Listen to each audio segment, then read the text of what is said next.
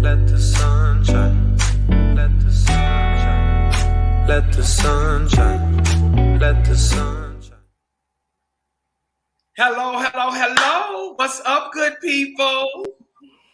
I have the one and the only Dr. Argie Allen Wilson in the house tonight. And it's so good to have you back. Hey, boo! I miss you. What's happening? What's happening? Hey, it's good. You got the little goatee going on and all that. I see. That's that COVID goatee.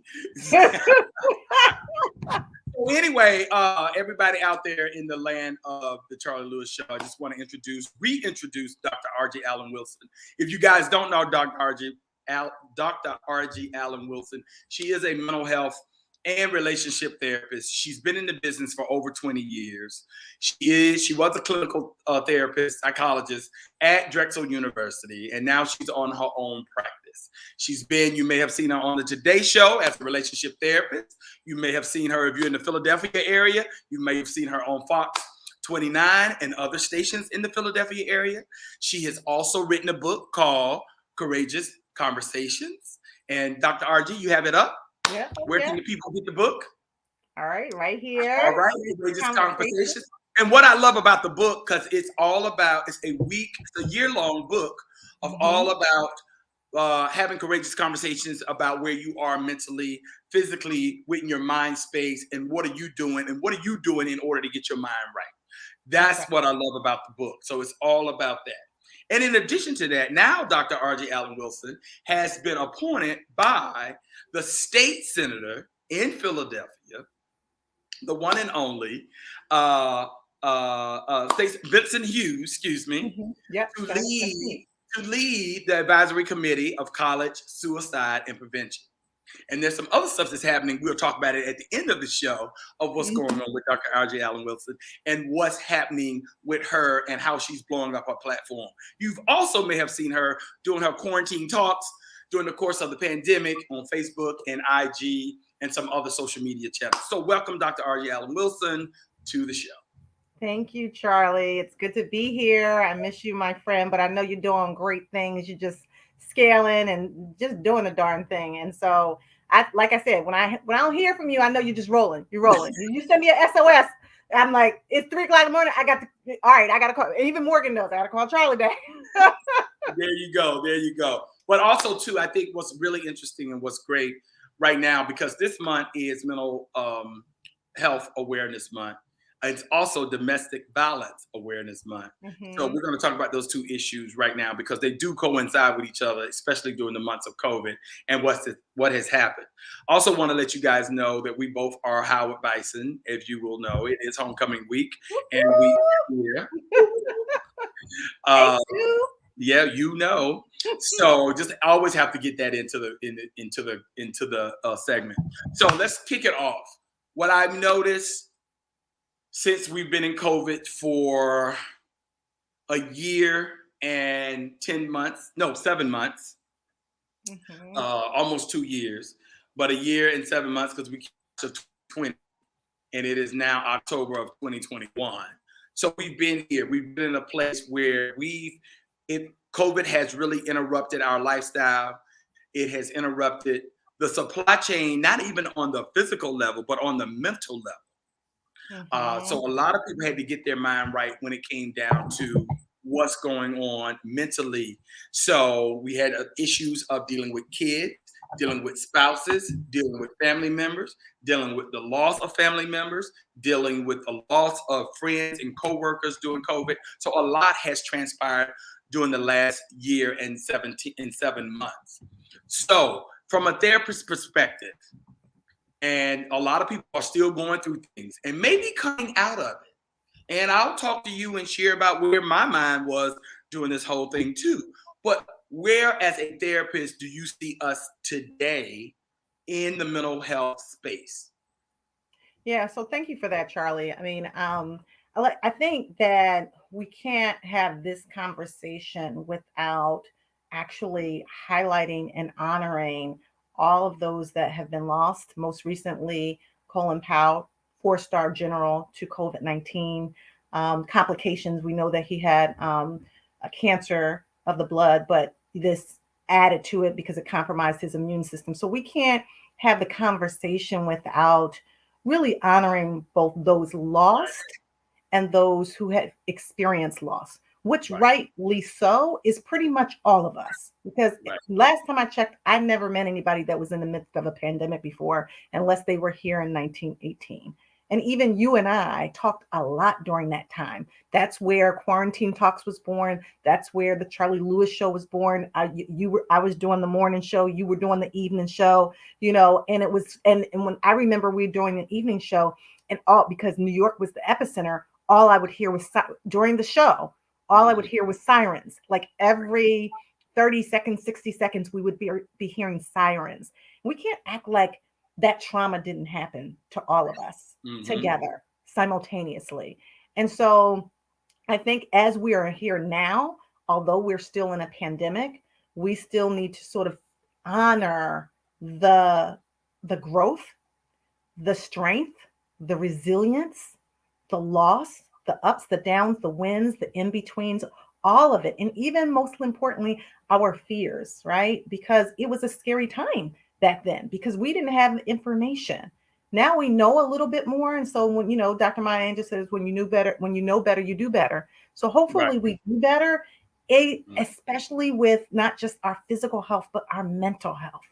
Right. Because I think that during the times prior to the pandemic, especially in our community, we weren't paying attention to our mental health. I do believe that children and people, mothers, fathers, sisters, brothers, everybody was scheduled out. And I think we were all spinning. Everybody was a little bit on a hamster wheel and everybody had something to do somewhere, some way, somehow. And when we were actually forced to sit with ourselves, be with ourselves in our homes with nothing else to do, we had to reflect on, was it as good as we thought? What was the life that we were living really the life that we were intended to live? Were we as happy as we were pretending or posting on, I call it sometimes fake book, because no, it's true. I think the pandemic really kind of broke down the structure of who we are as individuals. And what it allowed us to do, if you were really on point about it, it allowed you to reassess and pivot your life in ways that you could win. Also ways that you had to rethink how you wanted to live your life. Because there were a lot of people that said, you know what, I'm not happy in the environment that I'm in. Therefore, I'm going to leave this particular environment and I'm going to move. In my surroundings, I moved. If you notice the background from my past shows before. Haven't gotten there yet, but I got to get there. But the thing is, it's all about where we are today and what we need to do and what was going to be right for my mind. So I know I didn't have outdoor space during the pandemic. And I know I needed that because I just need to be able to step out and just be, sit on the balcony and just be able to breathe and see something that I was not currently in before. So that just helped me mentally deal with where I was living. It was my living condition for me.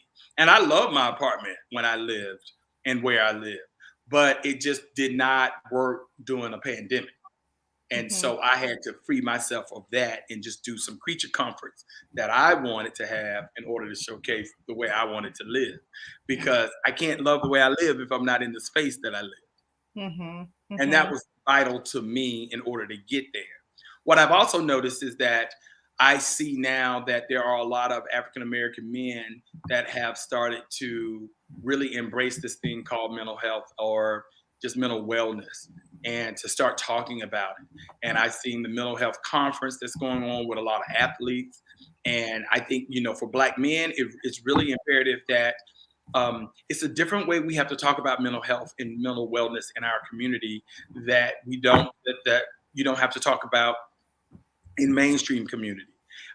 And that is, we look at a machismo way of being able to, oh, that's right, it is cocktails and conversation. That's right. I hope everybody got their cocktail so we can have this conversation. But I really think that it is a place where a lot of Black men, and what I've noticed is that the men in sports have started to lead this conversation. And the men in sports said there's a commercial going on right now where a Black man is sitting down with Chad Ochocinco and 3 or 4 other brothers, and he's sitting there and he's saying, you know what? We smoke cigars together. We talk about women together. We talk about all these things, but we don't actually talk about what it is that we are doing with each other, and we don't talk about where we are mentally. Why do you think that is the case? Well, I mean, a number of different reasons. I mean, when you're specifically talking about Black and brown men, we know that the culture has dictated how they show up, how you guys show up, right? And the messaging is deeply ingrained. When we talk about children, we know that the brain isn't fully developed until you're 23, but all of those messages are getting downloaded inside of our psyche. Messages like big boys don't cry. Messages like, I'll give you something to cry about, messages like you have no feelings.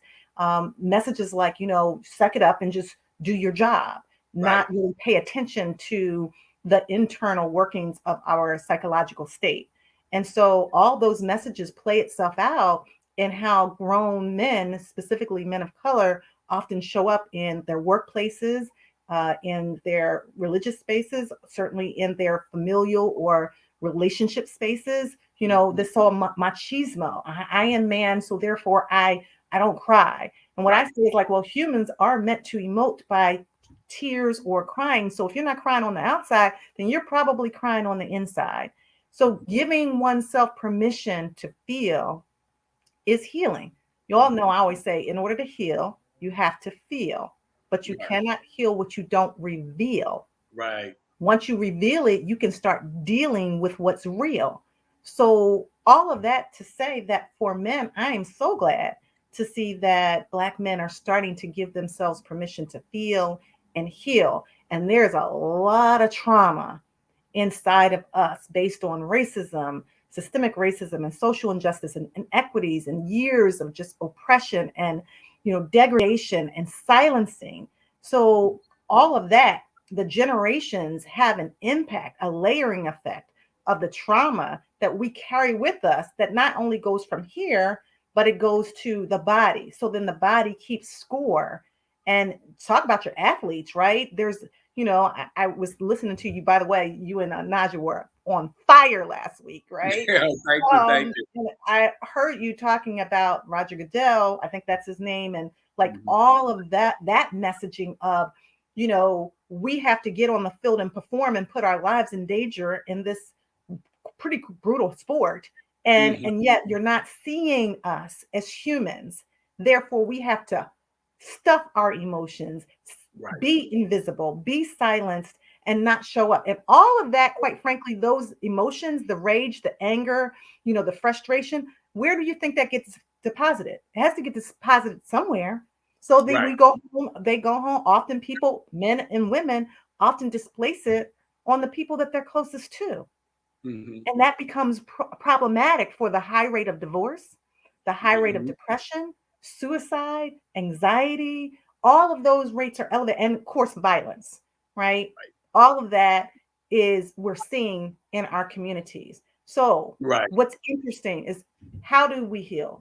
The safe spaces that we create to be able to process and talk, whether it be therapy or a spiritual advisor or a friend, we didn't get the memo that we have the ability to heal ourselves from the inside out. Hence, Courageous Conversations Connect, a pathway to healing from the inside out. But I think one thing that's always been the problem with our community, and I think just in general, life in general, is communication. And this happened before the pandemic. This was going on before. Because, the folk tales are, Black people don't tell the secrets. We don't talk about death. So therefore, you don't know about the wheel. Air your dirty laundry in public. You don't air the dirty laundry in public. You don't talk about the uncle who did the little no-no. You don't talk about the R. Kellys of the world. Talk about the Harvey Weinsteins, the Bill Cosbys. So now that we are having these conversations, you see the pushback from certain people who are a little edgy about it because they're like, that can't be possible. It can't be possible. Bill Cosby is God in my house. Why he can't do he couldn't do that, But it's like, are you really having that conversation? Was your parents having a conversation? And when you talk to certain people, you talk to your friends around, you will see certain friends will say, my mother and father never told me about life growing up like that, in that way. We never spoke about things like that in my household. So how was I supposed to be able to take these things and deal with it in life and be able to move forward and to gain a different perspective and see things from a different way? We didn't even internalize it as trauma because we didn't even know it was trauma. Yeah. So you labor with the personal of what's happening at home. Then you go to work and you got to deal with the microaggressions, what me and Naja talked about last week. And then you layer all of that on, and you're just like you're like a kettlebell. You're ready to explode, So I am just glad now that people are opening up and willing to have this conversation and being able to see things that work differently in our community than it has been before. So are you seeing that in your day to day? Are you seeing more men, more women? What are you seeing right now? Yeah, Charlie, I am definitely seeing more men. The interesting thing, and this trend started happening even before the pandemic. I was seeing more African American men. I was seeing more executives. I was seeing more athletes. And they were dragging their girlfriends, to the therapy, and that had never happened before. It was the reverse of that. So I do think what's happening is there's been a tipping point, where people are realizing enough. I've had enough. I've tried everything else. The vices aren't working, because that's where we tend to go with the poor coping mechanisms and poor coping habits, the drinking or alcohol, drugs, sex, gambling, whatever, women. But now they're like, well, if I tried everything else and that's not working, maybe this will work. So I do see a trend. We have to continue with it. And to the point of something that you and Naja talked about, representation matters. Me as an African American woman showing up in this space, and others as African American males or males of color being educated to do this work matters. Yes. It matters. So you don't have to feel like you have to drop your ethnicity and your lived and shared experiences as a Black man or a Black woman at the door. Now, there are white therapists that if you do your work, you can be very helpful, but there's a lot of blind spots there. And nobody's really down for that life of going to a therapist and then they really don't fully understand your experience when you're trying to explain that to them. And I think we talked about this on the show before, is that understanding shared experiences. If you got to find the right therapist that's for you. So you got to find someone that really totally understands you. So you might reach out and find someone, but if they're not giving you back that, I guess, what would you call it? They're not giving you back the energy that you are giving them, Alignment. or there are pockets that are missing because they don't understand, then you need to take your services somewhere else. How do you judge people or guide people in finding the right therapist? Yeah, that's a great question. I usually say, get a referral. People call me all the time and say, I'm here, especially before the pandemic, before it was all the teletherapy. Then people would call and say, nowadays it's a little bit easier because they've relaxed some of the regulations around the teletherapy. But, by and large, reach out and say, this is what my need is. Can you make 3 recommendations? I will typically refer people if I can't see them because we're swamped, and although I'm still doing the practice, and I will always be a practitioner, but I'm one person, right? So I give people 3 options. And what I say is, if you can afford, because it is a privilege to be able to do this work and be able to have the resources. If you can, at least ask for a consultation from all 3. Usually it's a 20-minute conversation to get a feel for what works best for you and then make your decision. because everyone is not good for every therapist is not good for every client. Right. Once you do that, then you see whether or not it works. And don't be afraid to say, like, these are my goals. I ask people in the very beginning, before they ever see me, to do a pre-therapy assignment where they list at least 3 things that they want to accomplish in the therapeutic process, so that I'm not setting them up for thinking that I can really help them with this issue if this is not my bailiwick, right? This is not the area that I really specialize in. And if it's a couple, then I ask them to do 3 individual things that they want to accomplish and 3 collective things. And then we talk about that. So you really want a therapist that's invested in you getting to where you want to be, not because that's where they want you to be, but because you want to heal and move forward. But you also got to, Charlie, I have to tell you, like, therapy is a process that's not easy, because sometimes you are starting to dig up pain and injury and trauma that you've been hiding, or you've been, pushing away for many, many years. So people will ask me, like, well, how long is this going to take? Can I do this in 3 sessions? I'm like, no. Did it take you three times, 3 hours to get to this place? Get to this place. I know, right? And that's what's so funny about the therapist, because a lot of people just don't want to face their pain, be vulnerable. Like, we have this thing in society where nobody wants to be vulnerable. And it just amazes me how you can't, but they are vulnerable if they don't know it or not on social media. Because I can immediately tell women, and I'm not a practitioner, but I can immediately tell women who were abused, sexually abused in their life, by the way they comment with R. Kelly, by the way they comment around Bill Cosby.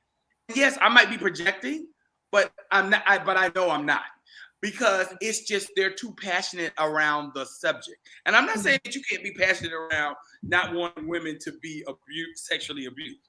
Don't get me wrong. What I'm saying is, when you overly passionate and you got so many comments that you keep commenting and keep commenting and keep saying that, like, as if you were there and you knew every point in detail, you just told because in their lives they probably were. Right? Exactly. Because we all have to know what our triggers are.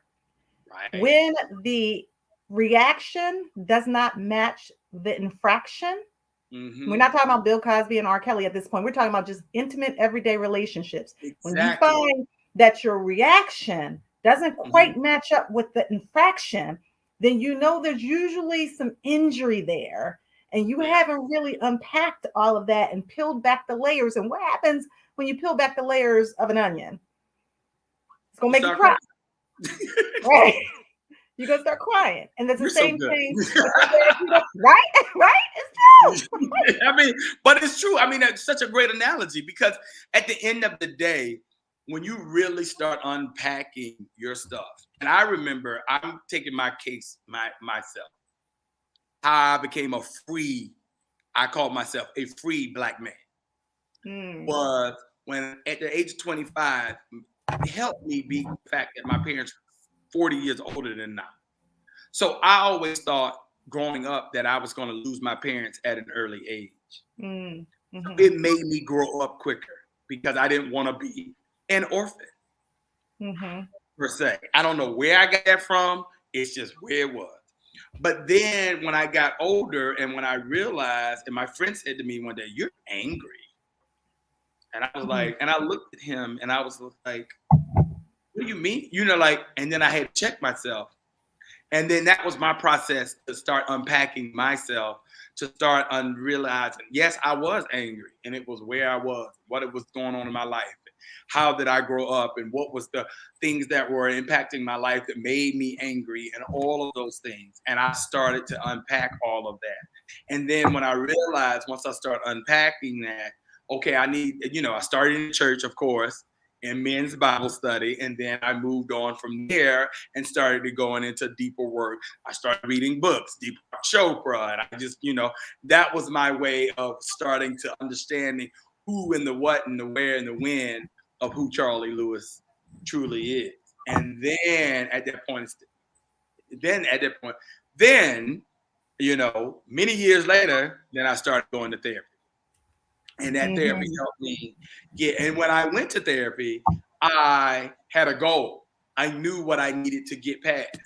And when I became 50, which was many years ago, um, You look I, fabulous, darling. thank you, darling. I said to myself, I have to, I want to be on the right side of 50. You know, I don't want to be like that. And I got that motto from my sister. And yeah, and that's what I did. But it just freed me up in such a way where I just don't have all this baggage. And you see hurt people, as they say, Yeah. and you will never see me spout a word about trying to hurt someone or be malicious or just come at people wrong in any kind of way. I'm gonna get you right now if you come at me wrong. I'm gonna grab you up. But but that's not my energy. My energy is Mhm. I come in peace, I come in love. Come in peace and love. Well, I can tell you that we talk about Charlie, and I remember that story of the journey because we've been friends for a long time. And I know for sure that oftentimes when we don't do the work, then it just oozes out in all other places. And we like to say here at Connections Matter, we say, are you helping to harm or healing the hurt? And that is with ourselves. Are we helping to harm? Are we becoming what I like to call a secondary perpetrator, meaning somebody hurt us and now we're hurting ourselves because of those injuries, right? Because the perpetrator, oftentimes, whoever that was, it could be your mother that neglected you or was critical, or your father that wasn't there, or a bad relationship that left you or abandoned me. Whatever the hurt is, oftentimes we take that hurt and we begin to hurt ourselves by behaving in ways that are self-inflicted wounds. And Right. so when that happens, we have to really peel back the layers and say, okay, that person's sleeping good at night. The perpetrator oftentimes can never remember. What The they did to victim you. can never forget. And Yes. as we're remembering those injuries, we're oftentimes internalizing them and acting out or acting in ways that are not helpful to us. And until we sit in a place where, and how many people have unless you have agency and intentionality over doing it, which we're doing now, which is great. But in the past, most Black and Brown people, we're busy working, right? And so in the work that we had outside the homes, we didn't have the time, the space, the energy, or the agency to work on us. That is different now. We can begin to work on ourselves so that we can elevate to the highest version of ourselves, which we are intended and designed to be, so that in our dash, because I just said this in a segment that I did earlier today, we Mhm. got birth and death. That's sealed. If we're here, if there was a birth date, there's an expiration date. That is sealed. That is going to Mhm. happen, right? What is not always clear is what's going to happen in the dash, right? And in the dash, we have the opportunity to focus on all of our injuries, which then keeps us stuck and paralyzed, or Right. focus on how we begin to heal those injuries and grow through them, not just blow through them or go get over it, but grow through them to the other side where we can actually use those injuries, use Mm. that pain and that trauma, and turn that pain into power if we appreciate the process. And that process is the healing process. Where are people today from when they were when we started COVID? What are you seeing? What is the transition that you're seeing? Well, I think that people in the beginning of the pandemic were operating out of pure fear, right? They were just paralyzed by fear of the unknown, of people dying, of being quarantined. It just was pure fear. I think we know more. And so now what I'm seeing is people aren't as fearful, and some of people are utilizing what they've learned, their takeaways, if you will, to help them. I was in a relationship, let's say, and I found out that it wasn't working for me, so I'm moving on from that. This is a time of transition and transformation, if you will, where people really can think about, what is it that I really want for my life? Was I living the life that I wanted to? All right, if I need to do therapy, let me do this work so that I don't find myself going backwards, but really learning, because our history is meant to inform us, but our history does not have to define us.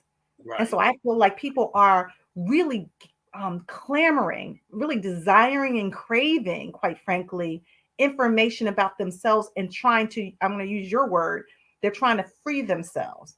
They're trying to go on a journey of freedom. And a lot of times people don't know how. And that's where someone like myself comes in to say, let's go on this journey together. It may not be, I'm not meant to necessarily be in people's lives forever as a clinician, right? My job is to help you on your journey from the darkness to the light. Well, that's a good leaning into that. Right. That's a good transition because, you know, as we talked about mental illness and where we were and where things are, but also too, this is Domestic Violence Awareness Month. And so a lot of people have also been involved in situations and relationships during the quarantine of domestic violence. They couldn't leave the house. They couldn't leave the household. The children are scarred now because the children have seen the violence in the household. And a lot of people don't have the wherewithal, whether it be monetary or the self-worth or self-esteem in them to get the gumption to leave a bad situation and to, you know, go into a new situation or just to escape that situation. Because they either feel, like I said, they either need the monetary, they don't know how to survive on their own because they've been in a situation where they never really had to either work and be the, you know, a breadwinner of a house or even contribute to the household. So are you seeing that that's happening? If that is happening, how do you free someone from an environment such as that? Yeah, so that's a good question. And yeah, it is domestic domestic violence awareness month. It should be every day, quite frankly, because the numbers are that 1 in 4 women will experience domestic violence in their lifetime. That's a really startling number, and 1 in 10 men. I am now on the board of Women Against Abuse in Philadelphia. It's a wonderful organization that's been around for many years. And last year, this was my 3rd year of hosting their I Pledge campaign, which is that anybody could go on ipledge.com and pledge to be a change agent for domestic violence.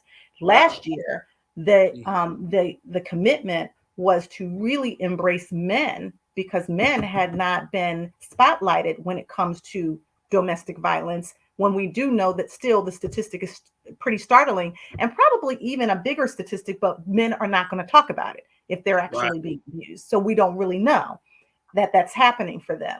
And so when you think about these kinds of questions, one of the things I say to people is don't say, why don't you just leave? Right? Don't say that to people because you don't know what the barriers are that are keeping them, both the psychological barriers, the financial barriers, the environmental barriers. And one of the tactics of someone who is engaging in any kind of violence like that from an intimate partner violence is to isolate people and to gaslight them, to make them believe that nobody really would want them and nobody would listen to them. And so you want them to understand, those persons that are experiencing that this is not their fault, that they didn't anticipate that they would find themselves in this place, and then give them information that at some point they will hopefully be able to utilize, even if it's not in the moment. Because the statistics also show that when you have these cases, people will actually have at least 5 attempts to depart from that relationship before they're actually able to do so. And hopefully it's not a fatal situation before they actually can free themselves. So giving them that information and helping them to create an exit strategy, if you will, exit plan can be really helpful. And then there are hotlines. There's a national hotline. You should put up on your page. And then there's a local hotline, 24 hours that you can call just to talk to someone if you're fearful or you want information. And that hotline is not only for people who are being impacted individually or directly, but it's for family members and friends too. So if you want to learn more information, you call them. Right, and I'll put that in the chat in the story once we go off the air because I have that information, but I don't have it on right now. And thank you for reminding me of that. But it's interesting in the sense that we know that domestic violence is a problem in the community, and we know that it is exacerbated based on the fact that we were quarantined. Are you, as a therapist, in a situation where are you seeing different social economic levels of domestic violence? Is this happening just, is it happening all across the board? Where are you seeing it most in your practice? Because I Well, think sometimes too, people only think that that's not happening because I live here in the suburbs and my mhm. life is all peachy and green, and that might not be the case. No, let me tell you, domestic violence, intimate partner violence crosses all socioeconomic levels, all religions, all genders, all sexual orientations, all political affiliations. It's not white or black, it's not red or blue. It is a human condition that actually has become an epidemic, Wow. right? Mhm. And people are suffering in silence. I will tell you from a clinical perspective, if I get a call from a couple where I know that there's domestic violence, it ethically I can't see the couple because part of the work as a clinician is to bring up stuff and then I don't have any control. So I have to make referrals for them to do their individual work Okay. first and foremost. Mhm. And then there are certainly people that are doing this work every single day that is probably a better fit because they know the contacts to help these persons along with their family members of their children, because you mentioned that when children are bearing witness to violence and sometimes maybe even experiencing being assaulted themselves, because a lot of children were in jeopardy during the pandemic because school was their safe place. Right. They were Mhm. going to school to get away. So there's no shortage of violence that's going on, both externally in the community and intimate partner violence. And I would make the case for mental health and wellness for everyone, not just the victim, but even the perpetrator if they're open to it. Mm. Because my experience has been if they don't get help, then oftentimes they will reoffend, right? And just putting them in prison, eventually they're going to get out, they're going to find another partner, and then they're not going to be able to handle their anger and rage. And then they're going to act out again because it's really more about power, a power differential than anything Mhm. else. And, Mhm. people who aren't able to manage power effectively tend to misuse it in multiple ways. This is just one way. So my Let's case is for helping everyone. right. Let's talk about that a little bit because as you stated that it's a power thing that really, evokes Power and control. right, power and control that evokes this. What stems from that? I mean, where does that stem come from? That whole power of, being in control. Is it that they don't feel good on their job? Is it how they grew up? What is the root of that evil per se? A lot of times, Charlie, is trauma. It's trauma, it's injury. What we know oftentimes is trauma. Our emotional development can get thwarted, usually at the age where we experience our deepest trauma, right? And so chronologically, we're getting older, but Mhm. developmentally and emotionally, we're stuck. So if you see somebody acting like a child, acting like a teenager, you've heard people, they're acting like a petulant child. They can't even have a conversation they just go into a rage. Oftentimes you peel back the layers, you see where they bared witness to violence themselves, they experienced it, there was some other kind of trauma, and then they acted out because they didn't have healthy ways to process their anger. And I'm glad you brought that up because I wanted to say, are there warning signs in a relationship that someone before they say, "This is my partner, this is the person that I want to move into an apartment with. This is a person that I want to marry." Are there signs that you should be aware of that you shouldn't close your eyes to before you put yourself in that predicament There are or always situation? signs. There are always signs. There are always, sometimes the signs are neon flashing lights all over the place, right? And And sometimes we just avoid it, right? Or we minimize it. We gloss over it because we don't really want to see this person in this way. And I wouldn't say that that means that this is a bad person. I think that it's an injured, wounded person that needs help. and you might not be the person to be able to help them.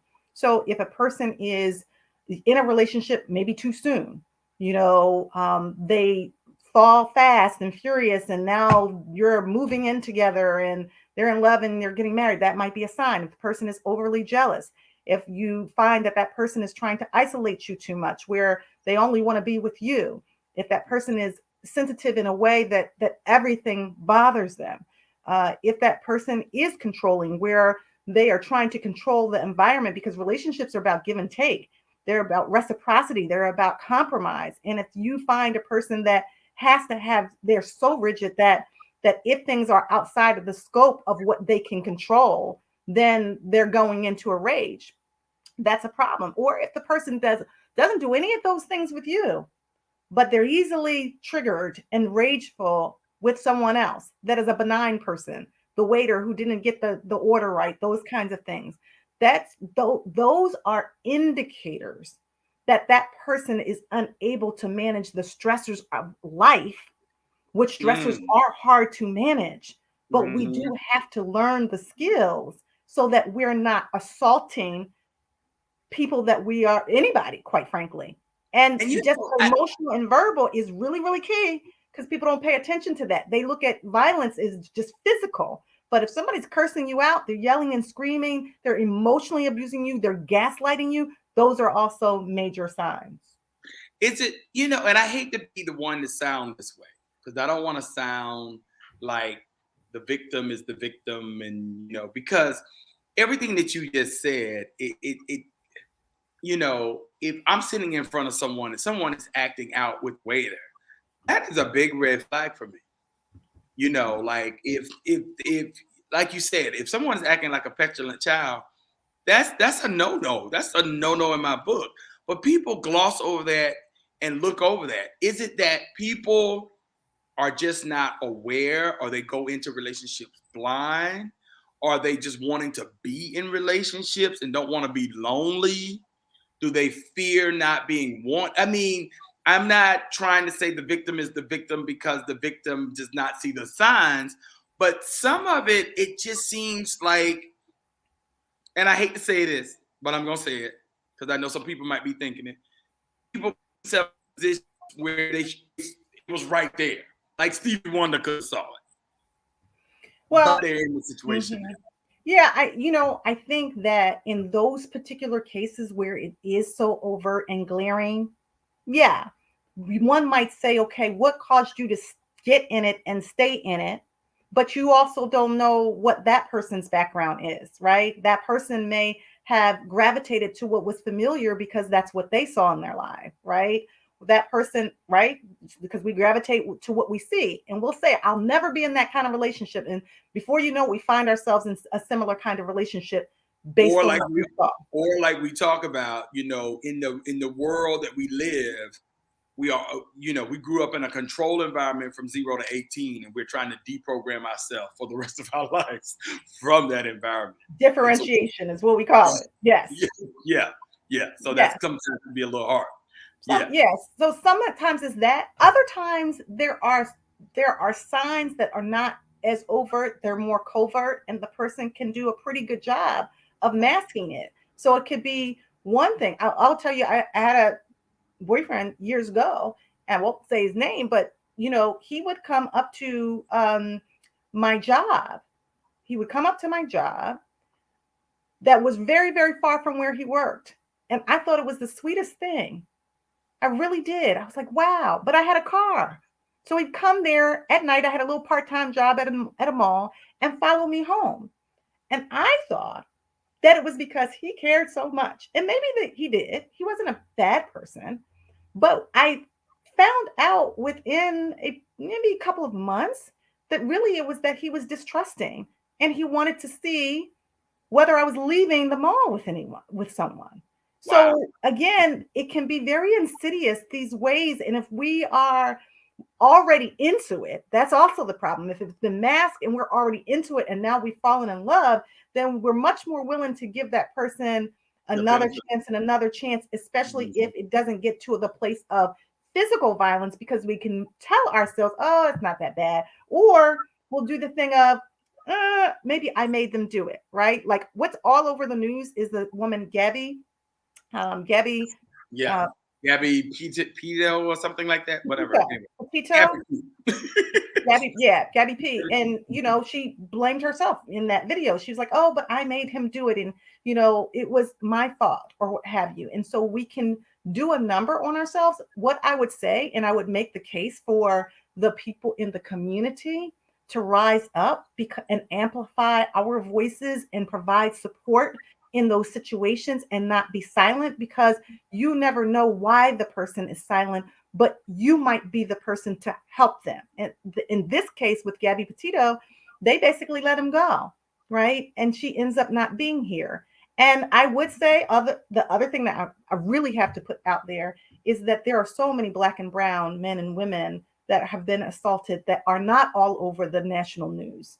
And so that we have to question at least why, not that anyone should be abused in any way, shape, or form, but let's raise up the voices for all of us, because we all matter, not just those that are more palatable to us, palatable for us. Well, I thank you. I'm going to end on that. But what we are going to do before we leave here, I want to talk about your new endeavor of what's going on in the state of Philadelphia and the new endeavor that you're on and what's happening around mental health and mental wellness. Yeah, I am so Share. excited. I'm so excited. So we have been awarded the opportunity to scale our nonprofit called Mental Health First Connects. And really what it is a mobile unit that will actually go into hotspots that have been impacted by COVID-19 and provide education, awareness, assessment, which is really key when people are impacted and they don't know, like what we just been talking about, and advocacy and active and advocacy, and then ultimately equity. So what we want to do is make sure you get to the right place, educate you, make mental health and mental wellness sexy, make sure we assess what the right issues are, and then make sure you get to the right place. And we may even be doing some lobbying to change the regulations, because my belief is that every single person on this planet is worthy of having good mental health care, not just people that have money, not just people that look like somebody other than ourselves, every single person. So that's where the equity comes in play. And so we're excited that we're going to be hitting the ground running, going to the hot spots. Morgan is working really, really hard, my husband, my partner in this, to make it happen, because for too long, we have suffered in silence and we don't have to. And you're going to be a part of that with us. I can't wait. So what's that? More, stay tuned, more information. Stay tuned. Right. Well, I love it. And I love it, and I love the fact that you're going to scale this just from Pennsylvania, the state of Pennsylvania, on out and on a national level, because as you've been at the forefront of this for so long and talking about this, and it's been good to be your friend, to be in a place of having a friend as a therapist, as we always say, we'd be in Martha's Vineyard and getting our private time in order to share our thoughts with you and everything like that. That's just been such a plus in our friendship. So I just want to thank you again. Your book, Courageous Conversations, you guys can pick that up on Amazon.com. You can also go to connectionmattersllc.com and pick that up. And I'll put that in the summary after the end of this report. So I just want to say thank you again for being our guest. Next week, everybody, is my launch in Atlanta, Georgia. And I will be live in Atlanta, Georgia with some exciting news there. So we will be live. I gotta get to the ATL. Y'all be having too much fun down there. We need to get to Atlanta. Anyway, I'm gonna be hosting live from the ATL next week on my launch. So you guys tune in. It won't be a long show, it'll be a short show, but we will talk about that, and we will talk about my next endeavor as well. So I just want to thank you, audience, for being there, and you have a wonderful evening. Love you. Love Goodbye, you, everybody. my friend.